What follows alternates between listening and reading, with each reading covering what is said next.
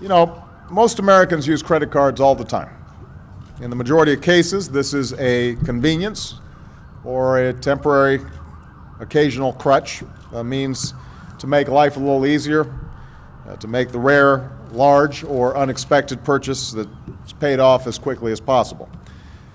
We've also seen credit cards become, for a minority of customers, part of an uneasy, unstable dependence.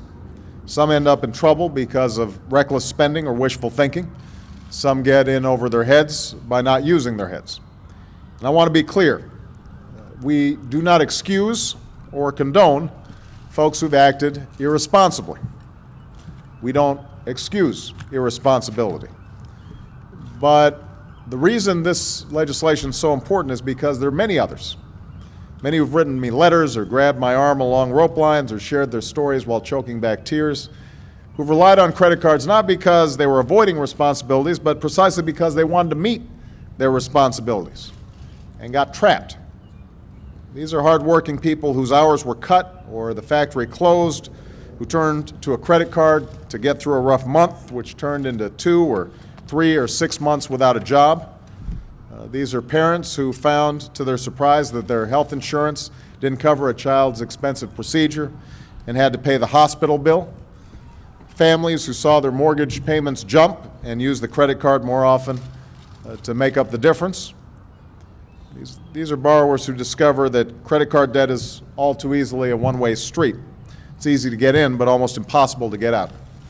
It's also, by the way, a lot of small business owners who have helped to finance their dream through credit cards and suddenly, in this economic downturn, find themselves getting hammered.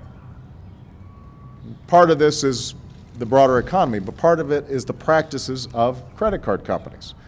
Contracts are drafted not to inform, but to confuse. Mysterious fees appear on statements. Payment deadlines shift. Terms change. Interest rates rise. And suddenly a credit card becomes less of a lifeline and more of an anchor. That's what happened to Janet Hart of Freeland, Michigan, who's here today. Where's Janet? Right here. Janet's a nurse. Her husband is a pipe fitter. They've got 2 boys. Janet and her husband have tried to be responsible. She's made her payments on time. But despite this, Janet's interest rate was increased to 24%. And that 24% applied not just for new purchases, but retroactively to her entire balance. And so despite making steady payments totaling $2,400 one year, her debt went down only by $350 that year. And Janet's family is not alone.